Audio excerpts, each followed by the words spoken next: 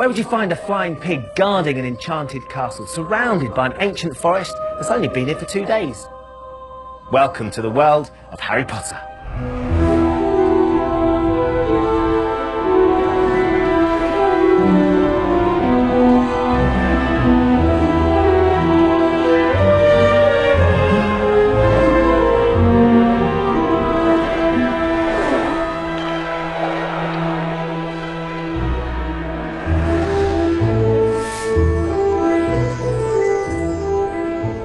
We've come behind the scenes during filming of Harry Potter and the Half-Blood Prince, the 6th film in the series. And the most exciting thing this year is, I'm going to be in it! In this special programme, we'll be talking to cast and crew about the stories behind the story, meeting some new faces, being put through our paces in some Quidditch training, and in a World TV first, we'll be going where no other show can, onto the set and into the film, as I take on the role of a Harry Potter film extra. But first, let's catch up on what happens in this eagerly awaited chapter of the Harry Potter story. Voldemort is tightening his grip on both the Muggle and Wizarding worlds, and Hogwarts is no longer the safe haven it once was. Harry suspects that dangers may even lie within the castle. Once again, I must ask too much of you, Harry. Together, he and Dumbledore work to find the key to Voldemort's power. Now get out of here at once! Peter's also on elsewhere as teenage hormones rage across the ramparts. Hey, she's only interested in you because she thinks you're the chosen one. But I am the chosen one. Love may be in the air, but tragedy lies ahead. And Hogwarts may never be the same again.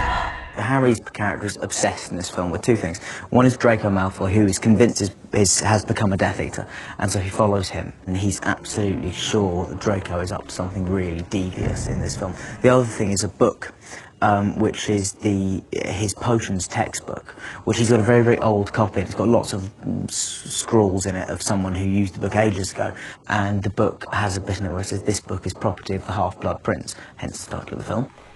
Who's the Half-Blood Prince? Who? That's what it says right here. This book is property of the Half-Blood Prince. And so part of it's about Harry's obsession with this book and the fact that he kind of won't be parted from it. He's kind of addicted to it. Have a look, Robin. No. I think this one's a lot lighter than the last one because I think the 5th one was quite a scary sort of atmosphere. And you still get this with this one because there's a lot of sort of scary things going on in the Muggle world now. You definitely sort of sense the Voldemort sort of presence.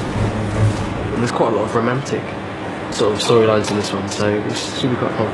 Hermione's a mess in this one. She's not the best in potions anymore because Harry's got this special book. And Ron's off snogging Lavender somewhere, and that's kind of rubbish. She's getting all these feelings and she doesn't really know how to deal with them. She's definitely struggles. Yeah, she's out of her depth in this one, which is really nice because you see a kind of much more vulnerable Hermione, I think. And the film sees Harry's old adversary Draco Malfoy rising to a dark challenge. He's always envied Harry for being the all-seeing, all-dancing chosen one, so this is his chance to be the equivalent on the dark side, so he revels in it. There are over 80 different sets on Harry Potter and the Half-Blood Prince. Some that we know and love, some that are new, some that are inside, some that are outside. And some that are supposed to be outside, but have been built inside, like this one, Diagon Alley. Diagon Alley was originally seen in the first film, The Philosopher's Stone, but in these darker times in the Wizarding world, most of the shops are now boarded up. This is the street in which I'll be working as an extra, so while they get it finished, I'm off for a fitting with costume designer Shani Tanim.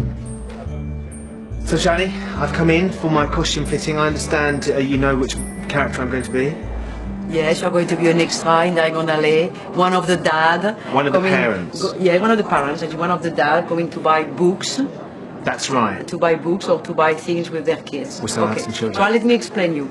Because Diagon Alley, we just have the normal public of Diagon Alley. This is just the male, because you are in the male dressing room. Of course, yeah. This is all the male that we have in Diagon Alley. So Diagon Alley start a little bit like Soho, and then go up to sort of Oxford Street feel. So I'm at the Oxford Street here. Yes, because you are one of the dad. The respectable dads. So I'm going to have to fit in with these guys. Yes. So, because you are sort of a good-looking man, I'm going to try to dress you slightly down, and you will fit with what we think is a wizard dad. Okay, wizard dads aren't very good looking?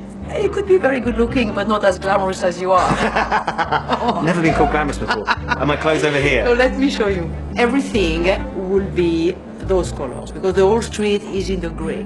Grey green, grey blue, all the colors have, exactly, all the colors have a grey base. And what I would like to see you in black. Right. Or in brown. I would like to see you or like that, or like that, because I think that first it will fit you very well. Right. Second, it will fit with the rest of the shop and the rest of the extras. And it's kind of got to blend in with them as well. I can't yes, say you do. You cannot be that special. Sure. You will be special, like each one of our extras, but you won't be that special.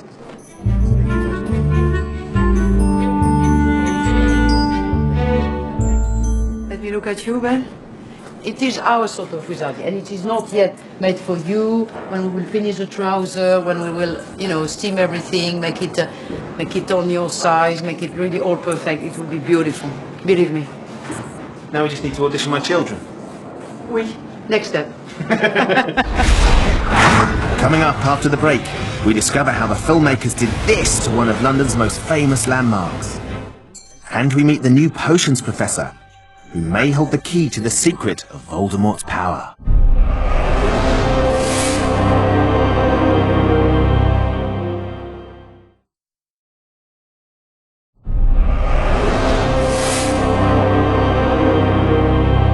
In every Harry Potter film, there's a new professor, and the filmmakers have hoovered up some of Britain's finest acting talent in casting them. Now, I've come down today to meet Professor Slughorn, who's Hogwarts' new potions master, and I've been told to hang around here. Oh, sorry. I didn't see you there. Professor Slughorn is someone who years ago was the potions master at Hogwarts and is the person that Dumbledore recruits this year to come back, not only to teach potions but also because Dumbledore thinks that Slughorn has information on Voldemort that he is too ashamed to admit to knowing.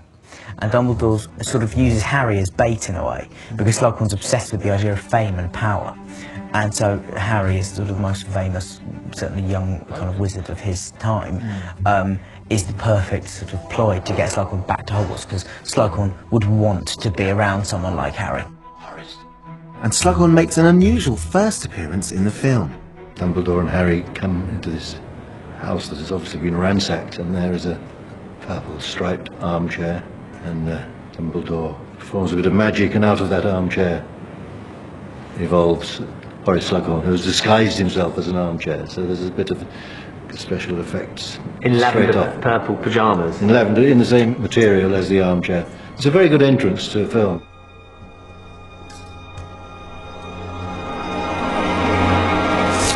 Merlin's beard! I need to disfigure me, Elvis. So how do you get a chair to turn into an actor? Working with an actor like Jim Broadbent, it just seemed the logical thing to let him drive the performance rather than come up with a slightly cartoony sort of caricature in terms of a chair. Here's a mega $1 million Hollywood movie, and we basically put him on a plank of wood and sit him on this plank of wood. Well, it's a little bit more elaborate than a plank of wood. But it's kind of a plank of wood. Shiny plank of wood. It's a shiny plank of wood with two guys operating it, and it sort of springs him up. I just said to Jim, you know what? Imagine you're a chair and then you're turning out of a chair and you have to shake all this fabric off. And he did this rather eccentric, crazy, quite funny acting transformation from a chair to a human, all in a performance. And of course that was great, because from there, using our designs of what we wanted the chair to look like, we then started animating on top, rotoscoping his performance, then looking at how the actual chair itself would shrink and come back into his true proportions. And just working off him seemed to suggest that actually using cloth as an interesting technique would be quite a good way of resolving the chair and turning the fabric of the chair itself into the pyjamas that he was wearing. Creating a visual effect is a process which involves filtering ideas from many different departments into one end result. Sometimes you start off with some particular view in mind, but by the time you get to the end, it's gone through many iterations and turns out to be something quite different, because you've either discovered something new en route, or you've discovered something that you thought would work, it doesn't work, and it's not very comfortable, it's not very funny, or it looks like a visual effect. And so it is a very subjective journey that we take. Horace's weakness is that he has a sort of softness for stars. You recognise Barnabas Cuff, of course, editor of the Daily Prophet. He will do anything to get some star names under his wing. He likes collecting them, doesn't he? Yeah, he likes collecting them. So it doesn't take much tempting to come back in a way. All right, I'll do it. But I want Professor Merrythorpe's old office, not the water closet I had before. And I expect a raise. It's a mad time to live in, mad! They are indeed. And it's not just mad times in the wizarding world. There's panic on the streets of London as Voldemort's soldiers, the Death Eaters, attack the Millennium Bridge. Even the makers of Harry Potter don't have the budget to destroy the bridge for real, so they sent a team down there to film images that would later be incorporated into this extraordinary sequence. During the actual destruction of the bridge, obviously we start replacing more and more of the real elements, so we have to take the real bridge out and replace it with the CG bridge. We've actually replaced the Thames as well with CG water, so that we get all of the real interaction between the bridge collapsing into the water and the splashes and things. And of course, ultimately at the end, we've actually replaced all the people on the bridge with CG characters running away from the destruction. There were just under 1,500 special effects in the film, and constant developments in the processes used have enabled the filmmakers to pursue ever more ambitious results. Danny Quidditch, for example, is in this film better realised than I think we've ever had it. I think it feels more real than ever before. Technology's improved. I think our knowledge of visual effects has improved, and I just think it feels really, really real. But how they film Quidditch before it actually hits the technology is still a closely guarded secret. Or is it? Basically, it's no main secret other than, for a man, if you imagine sitting on a bicycle and taking your feet off the pedals and off the ground and just hanging there and then leaning forward, and with all the repercussions that has, then you get what are you getting at? Well, balance is difficult. Balance is very, very difficult, and also certain very, very important organs are crushed. Comfort. And yeah, so the comfort levels are not high. This is Ron's first outing in the Quidditch arena, and he eventually emerges as quite a star.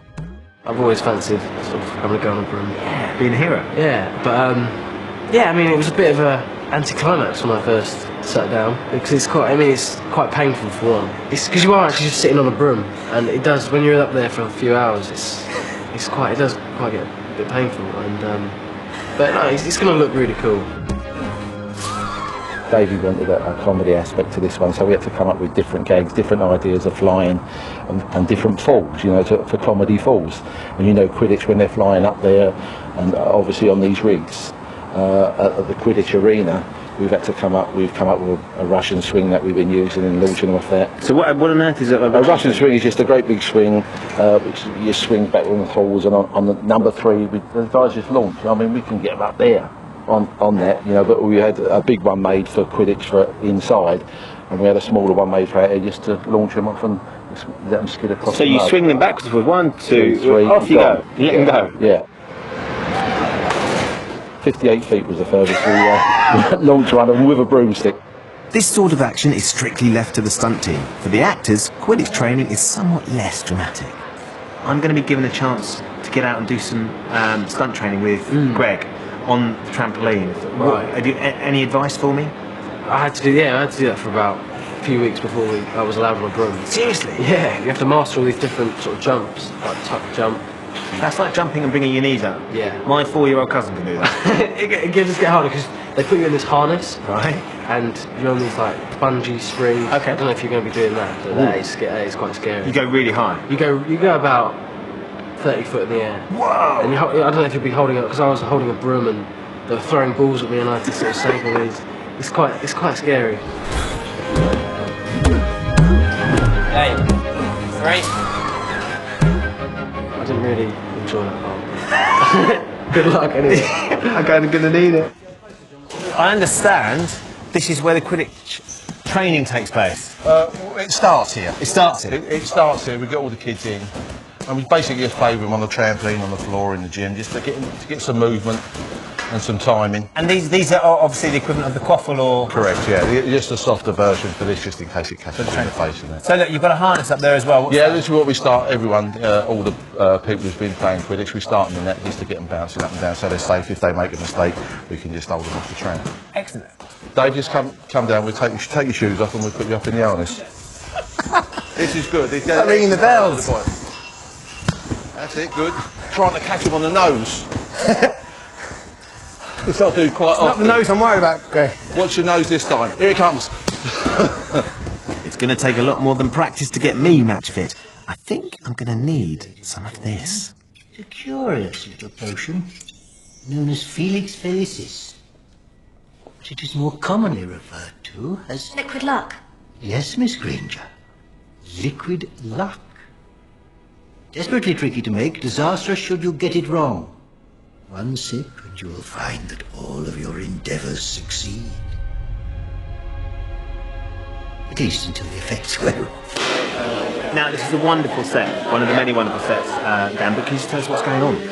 Basically, in this scene, this is the first time we see Slughorn teaching, and we're all making potions, and it's a notoriously difficult potion to make, and we're competing with each other to win a bottle of this stuff called Felix Felicis, which is liquid luck, which means if you take it, all your endeavours will succeed. And so we're all competing to get it, and Harry follows the scrawled instructions of the Half-Blood Prince in his book, and makes the perfect potion.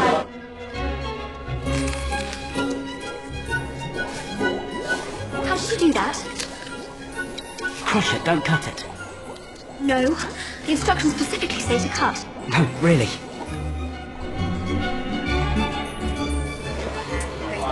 Now then, how are you? I'm alright, how are you? Not that I'm suggesting it's not an interesting book, or even attractive, but what's going on with the hair?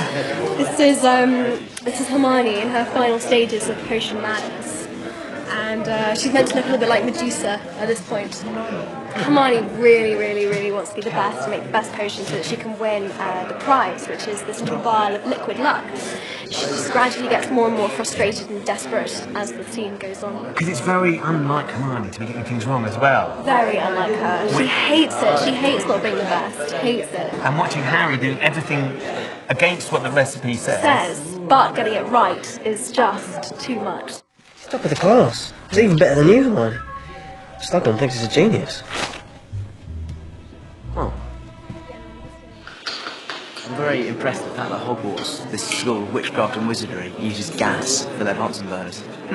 Interesting. Can't be gas. Very strange thing they've done. Imagine Dumbledore on the phone to the gas board. Yeah. What time will he be round? You know, to check the meter. Dark times lie ahead, and later we'll be finding out why when we meet Draco and Greyback, both working some bad magic. Plus, we'll be catching up on all the gossip and finding out who's snogging who. Excuse me, I have to go and vomit. But after the break, I'll be stepping into the film as an extra. I can't wait. See you in a bit.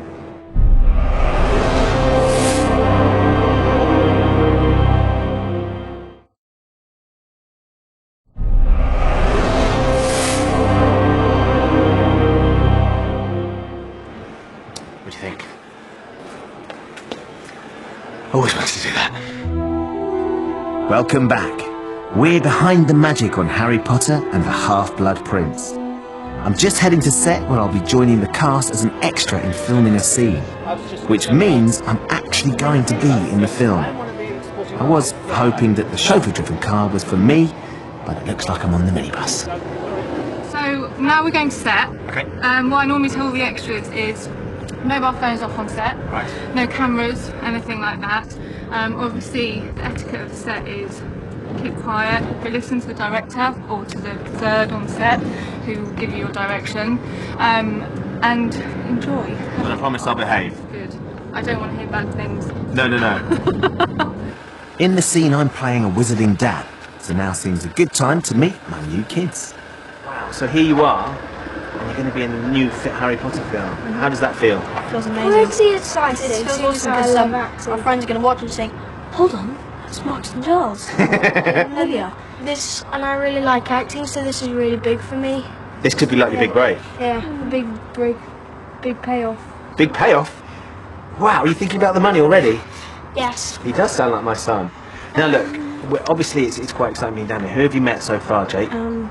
Just Daniel and Rupert. Daniel and Rupert, what was it like meeting them? It was quite fun. It's good.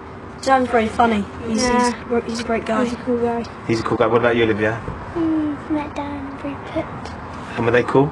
Yeah, they're cool. Did you have good fun with them?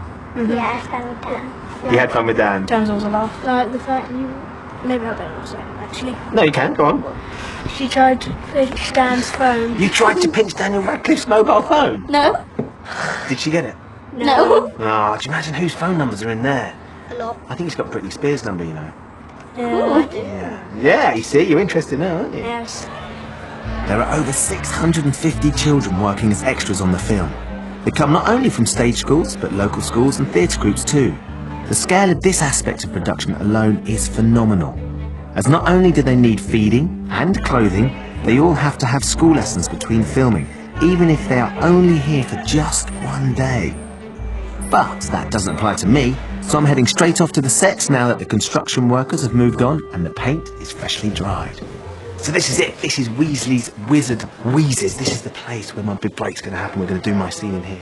And it's just incredible. The detail, as ever, is extraordinary. All the toys. And the thing you can't get, it actually smells like a toy shop or a sweet shop. But the thing I love more than any of it, more than the anti-gravity hats, more than the dancing chickens, more than all the sweets, is this. 10-second pimple vanisher. I'm going to have me some of this. Brilliant. Weasley's Wizard Wheezes is the shop opened by Ron's twin brothers after they left Hogwarts. It's an emporium stuffed with over 40,000 packages and boxes, which took 15 people nearly a year to design and over 50 people to create. Now look, how extraordinary is your joke shop? Awesome. Yeah, it's kind of freaky having like a 20-foot version of you on the set. Especially on Mood, yeah. It's great. I mean, I think it is one of the best sets throughout the whole series, let alone just on this film. Obviously, you've been in there and you've had a look round. Have you got a favourite thing? Have you got a favourite part of it? I think it's a mix-up between either there's a girl, like a model of a girl being sick. Yeah, just keeps keeping pastels. Yeah, keeping pastels. And there's also the pimple concrete, I think. Yeah, 10-second pimple vanisher. Yeah, it looks amazing. I've nicked some of that. I think that would be a good seller on the open market. Talking of which, I wonder how much I could get for these. But enough of this wheeler dealing.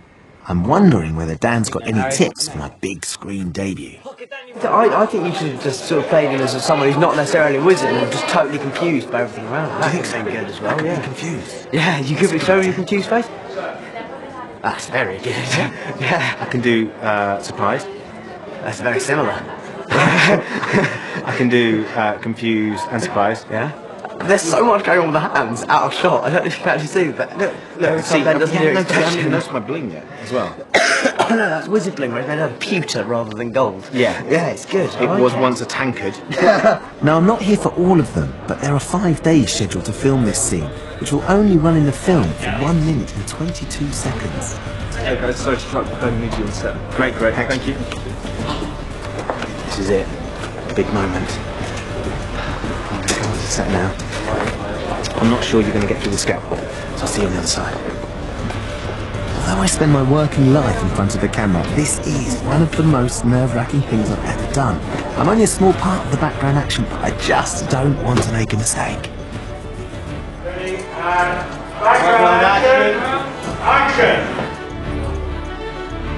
In this scene, whilst Harry, Ron and Hermione are visiting Weasley's Wizard Wheezes, we see Lavender, Ron's love interest, for the first time.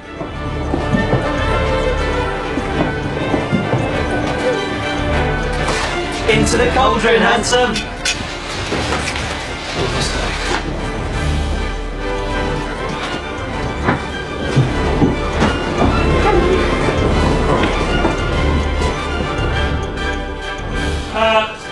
And that's me done.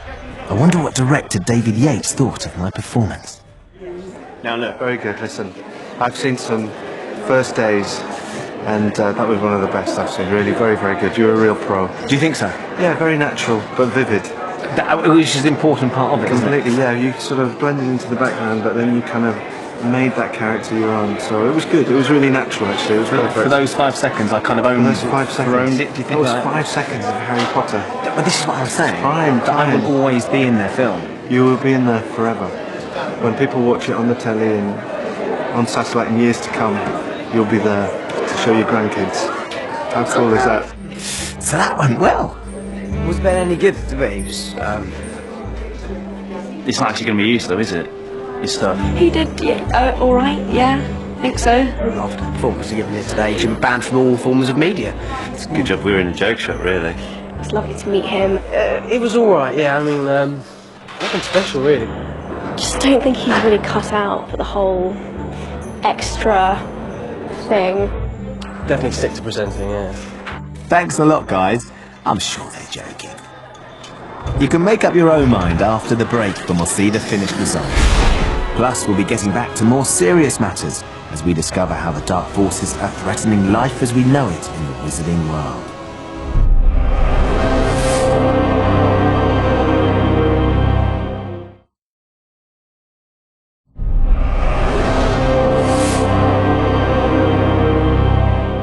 Welcome back. We've come behind the scenes on Harry Potter and the Half-Blood Prince. Everywhere you look, there's some form of magic, the darkest of which has its roots in the orphanage at the end of this street, which is home to the young Tom Riddle.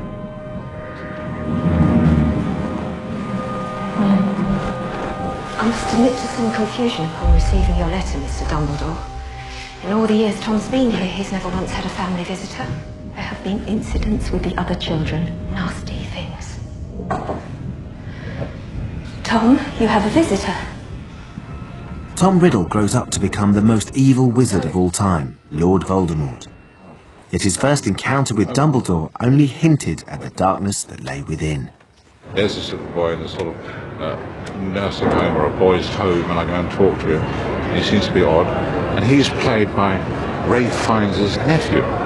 So the actual Voldemort? The actual Voldemort, the young man who played by his nephew. I think he's brilliant. When you're casting for kids, you turn every stone, you look in every direction.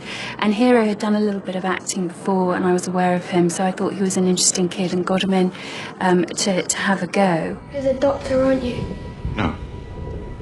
I'm a professor.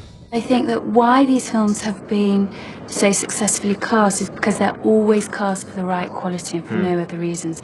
Hero is a great kid and a really good actor, and he was the right kid to play the part. The fact that his uncle is Ralph Fiennes is neither here nor there. He got the part for him, Hero, completely on his own merit. She wants me looked at. I think I'm different. Well, perhaps they're right. I'm not mad. Hogwarts is not a place for mad people. Hogwarts is a school. School of magic. It was the day job of Dave Legino that made him an intriguing choice when casting Greyback, one of Voldemort's henchmen. It was really interesting with Dave because when I met him I did think you're just a lovely gentle bloke, but then when I talked to him about his life and his other career, I suddenly thought maybe you're not quite as gentle as I think you are. Just explain what you do day to day, what your everyday job is. Well, I'm a cage fighter, professional cage fighter for the past 2 years. Which, for anybody that might not know what cage fighting is, it's exactly what you say, isn't it? There's a cage on a stage, and you go in and you fight. Go and so 2 men enter, and 2 men leave as well. Yeah. So that's Yeah. And but mixed martial arts is the proper term for it, where all the combat sports in the world are combined, and you can use any technique you want. What Dave has is an ability to switch his head to a certain angle whereby he can completely understand someone who's as ferocious and mercenary as Greyback the werewolf. It's an extraordinary character. Tell me about Greyback. Who is he and where's he from? Well, he's a untransformed werewolf. He feels like he's an outcast, and he's shunned by society through being a werewolf. And so rather than wanting to join in with them, he wants to infect as many people as possible, especially young children, so they grow up and being a werewolf becomes the norm.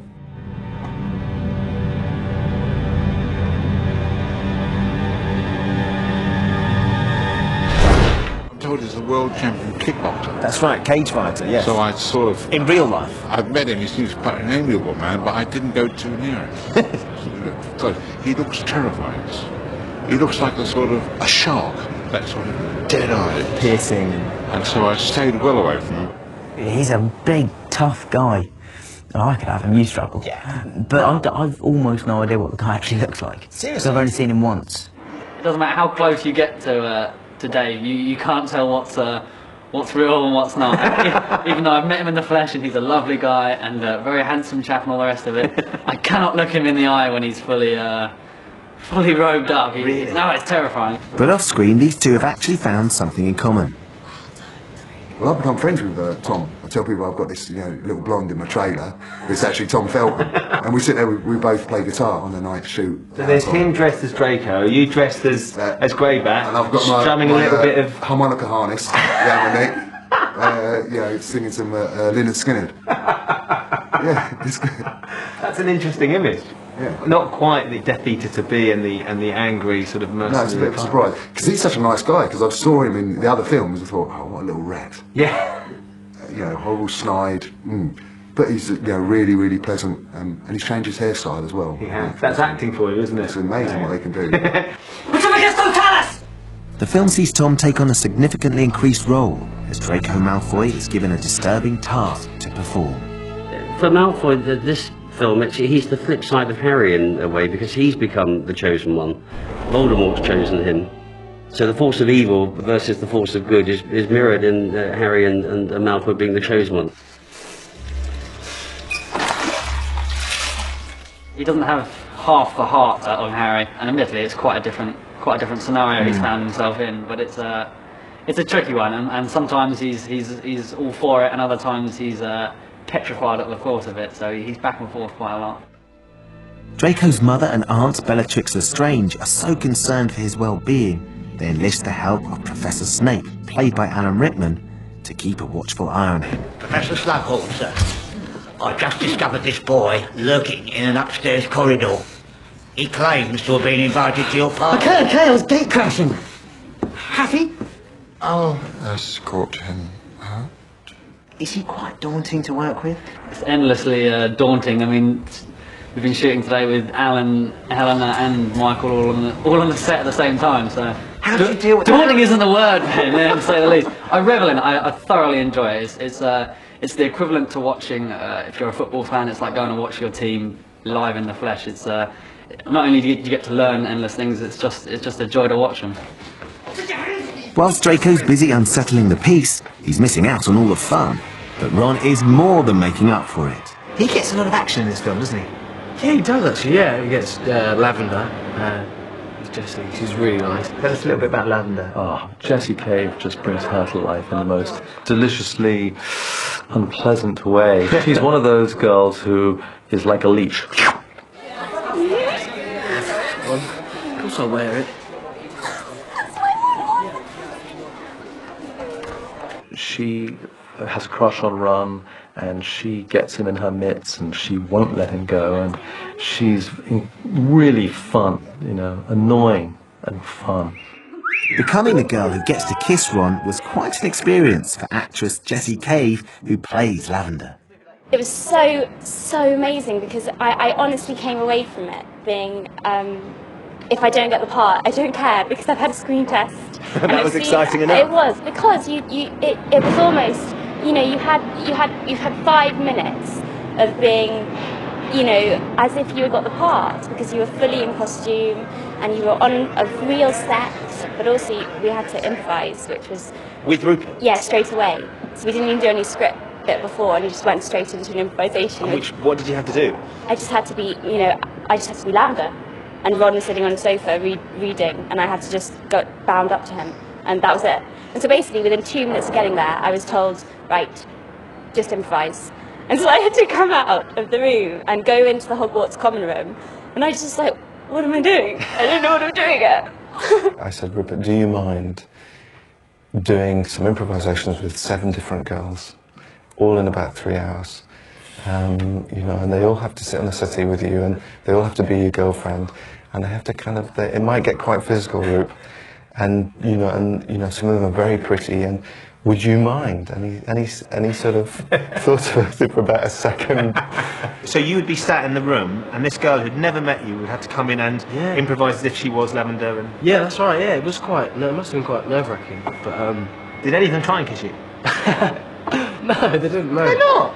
No, it was just. I think they were quite nervous, but no, it was quite. It sort of brought me back, sort of reminded me of when I was auditioning. It is quite a scary experience. You know, when someone who hasn't done much acting before comes into a room and it's Rupert.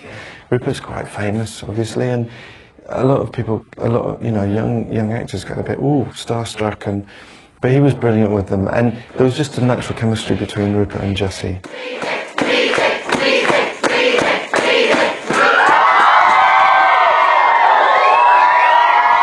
I was really nervous actually because it's quite a scary, really uncomfortable feeling. Because the first one we did was in the dormitory after the Quidditch match, and the whole room was full of people, and I was standing on this like plinth, like this little stage, and no, it was quite scary. But I mean, once we sort of got into it, it's fine. But the course of true love never runs smoothly, and not everyone is happy with Ron's new status as a love god. Lavender was the catalyst in making Hermione realise that she actually does have feelings for Ron, and Ron finally being like, yeah, I am attractive, and I can get a girlfriend if I want to get a girlfriend. I think Hermione sort of views Lavender as though she's kind of another species. She doesn't quite understand what Lavender is or how possibly Ron could be attracted to her. Excuse me, I have to go and vomit. Things come to a head between the two girls when Ron talks in his sleep, revealing his true feelings as he lies ill in the infirmary.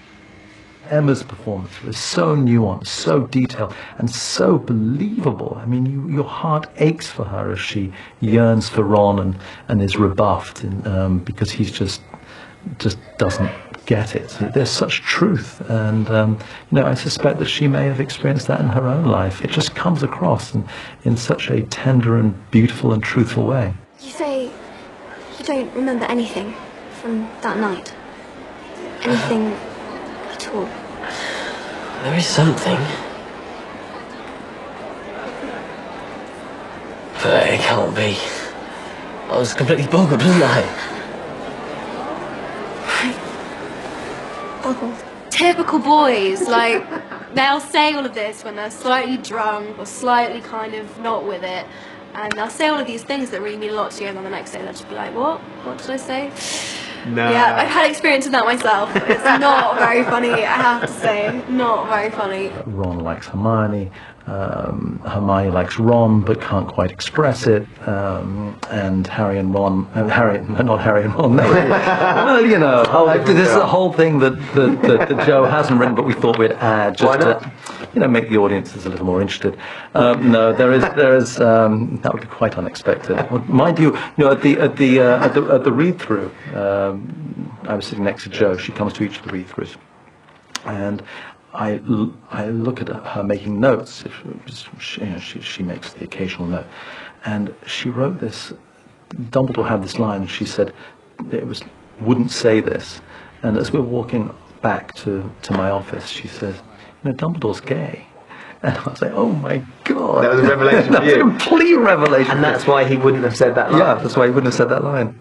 So just to clarify, it's not Ron, but his sister Ginny Weasley who sets Harry's heart racing. It's very complex because, of course, Ginny, as Harry's best mate's sister, it's a bit of a... It's quite a political situation between Harry and Ron. Because at the beginning of the film, Ginny's dating Dean Thomas. So they're only holding hands. And Ron's not happy about that at all and saying things like, well, you've got to hate anyone who dates your sister just on principle. And so Harry's sort of going, oh, yeah. Knowing that he has feelings. Yeah, exactly. And so it's it's quite a tricky situation, but it is a really nice part of the story. When you read The Half-Blood Prince, did you read it and think, oh my goodness, my character ends up snogging endlessly with Harry Potter? What's that going to be like to have to film? Yeah, I mean, when I read it, I didn't... People kind of always go, oh, did you expect that to happen? Did you always think that? And I was completely shocked when I read it, because people had already kind of read on before. Like, some of my friends were really quick at reading it, and they're like, oh, have you read this page? I'm like, no, I haven't read that. Harry and Ginny are getting closer, And Ron, the thought of his best friend and his sister is just not pleasant, shall we say. Ginny and Harry are sitting on the couch, sort of having this quite sort of romantic sort of scene. I just come in and sit between them with a bowl of pies. And we must have done it 20 times because we couldn't stop laughing. Again, because Ron sort of sat down, pie. Neither of them could say the word. It was they just laughing before they even said it. So you were the one that was corpsing? And Rupert, me and Rupert, yeah. Bonnie a bit, but not so much. Me and Rupert. She's we're professional. Come on, let's me and face it, Rupert between are the three pretty of you. terrible Yeah. at corpsing. Still, I mean, I've got a lot better. Rupert's awful. Still, it does get quite annoying because I've ruined so many takes. Yeah, it's just there's no reason for it as well. It's just really annoying. Do you end up apologising? Oh yeah, I feel really bad because sort of the day just goes on and on and on. Huh? You had to do those scenes where you do the kiss. What was that like? Yeah, it was weird. It was actually the first scene that I filmed on No. the whole film. Yeah. And Start with the hardest and then work yeah. down. No, it was weird. I kind of obviously I've never done anything kind of on film like that. Were you able to lead her through it? The old hand that you are? I didn't really.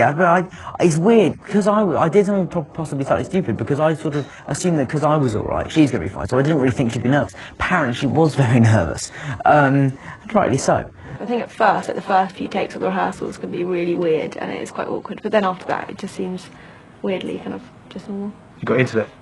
Yeah. Did you enjoy it? Is he a good kisser? That's what they want to know. And that's all they ask. Harry needs to make the most of the good times as the darkness is closing in. At this time, I cannot hope to destroy it alone. Once again, I must ask too much of you, Harry.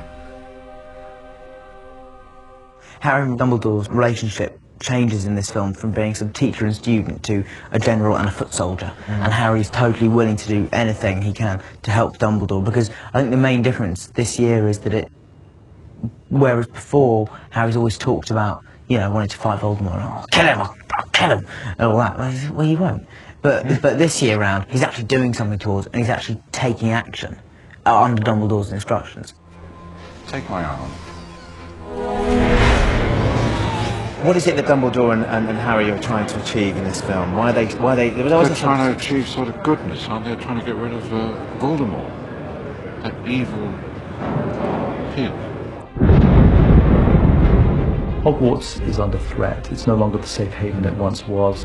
Harry does in the end find out this mysterious secret that the Slughorn has been holding, and goes to tell Dumbledore, who now realizes the extent of Voldemort's evil, and he and Harry go off in search of this very vital element that could help Harry in the end overcome Voldemort. One of the climactic scenes in the film finds Harry and Dumbledore in a vast cave, so huge that it was impossible to build a whole set large enough or find a real location. It proved to be one of the biggest challenges ever faced by the visual effects team. The scale that he wanted to achieve was enormous, and so what we requested was a practical island to be built that the actors could work on, and the rest of it was green screen. So everything was recreated from the cave itself to the water surrounding, you know, the island and the lake they have to travel across in the boat. How complicated was that? Because that's Because we're on a high island that's supposed to be made of ice, and it's all made of, you know, special effects stuff. Very dangerous to skid on it. And they first of all suggested that I wear a harness. Being a proper theatre actor, I wouldn't dream of such a thing. So I spent a week up on this slippery mountain made of glass, me and Daniel. Yes. Being very butch, and we did very well, I think. Normally green screen is not a problem in the slightest, but when you're having to imagine such a vast space for such a pivotal moment in the film, you do kind of start to doubt yourself and think, oh, I wonder if I'll be able to actually create this in my head. It's amazing. So even at this stage in your career, you still find that fascinating when you eventually see it? Oh yes, yeah, absolutely. What about the process of doing it though? Do you enjoy... Well, that can be a pain. Yeah. The whole environment we've created on this particular scene is like nothing I think you've seen before.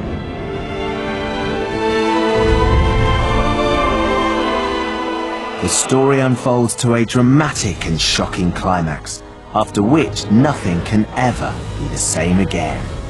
And that's about as much as I can tell you without spoiling it. But before we go, there's one more thing you need to see, and that's my bit. Earlier in the programme, I was lucky enough to walk onto the set and into the film as an extra. And here is the finished clip. How's this? 5 galleons. How much for me? 5 galleons. I'm your brother. 10 galleons. Come on, let's go. Hi, Ron. Oh, what do you mean you missed me? Pay attention. Come on, let's go. There, that's me. What, you missed it again?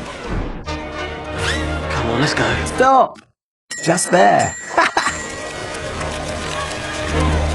Hi, Ron. That was so great. I can't believe it. I've been on film sets.